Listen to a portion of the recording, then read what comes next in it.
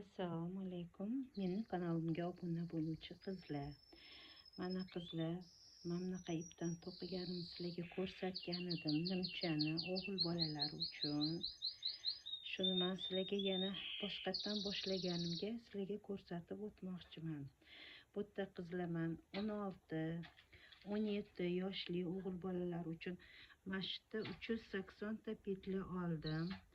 Oldingi ko'rsatuvimda ko'rsatgandim, shunaqa uzun spitsadan, shnurli spitsadan foydalanishimni.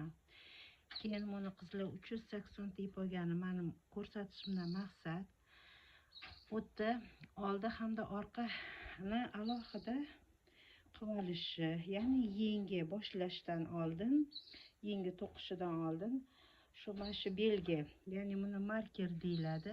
Mana shunaqa belgi qo'yib chiqasizlar. Buni men ikkiga bo'ldim. Mana shotgacha, mana qaranglar, shotgacha ikkiga bo'ldim. Buti oldi bo'lsa, bu choki orqa. Men buni mana bunaqa chok sizlarga ko'rsatgandim. Bu soch o'rimi choki.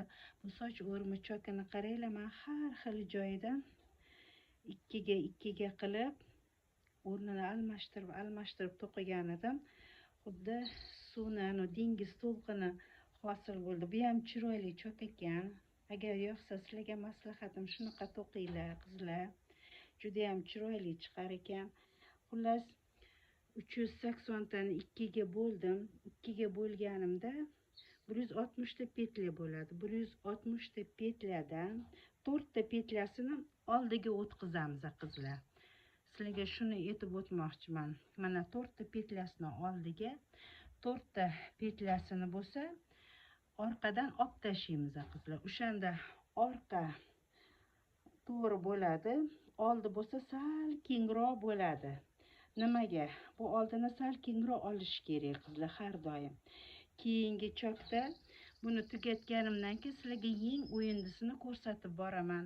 Meni kuzatib, menga obuna bo'lib boringlar qizlar. Hamda menga belgi qo'yib borsanglar, boshqa xohlovchilar uchun ham yetib boradi. Meni kuzatishni davom etinglar. Qaranglar, maslahatim chiroyli chok juda ham chiqdi menda. Xuddi dengiz to'lqiniga o'xshab chiqdi. Ko'ryapsizlarmi qizlar? Mana shunaqa. Sizlar ham to'qinglar. Agar kichkina oladigan bo'lsanglar, o'shanga qarab xohlasanglar orqasini, mana orqasini alohida qilasizlar. Mana bunaqa marker olsanglar, mana belgilaysizlar. Bu yerda men yengi boshlayman. Yengi qisqartirib chiqarishni boshlayman. O'shaning uchun shunaqa belgilar qo'ydim. Yanishmaysizlar.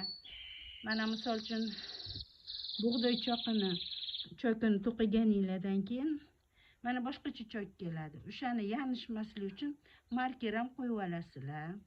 Keyin yeng o'yindisini ham birdaniga hisoblab, mana shunaqa marker qo'yib borsanglar, choklarni to'qiyotganinglarda xatosiz ketishi uchun bu marker. Men mana shu ipdan foydalandim. Bu уже 5-chi nimcham.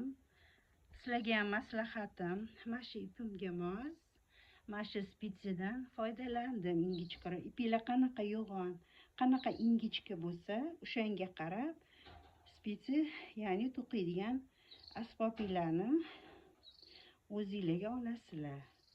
Rahmat, kuzatishni davom etib boringlar.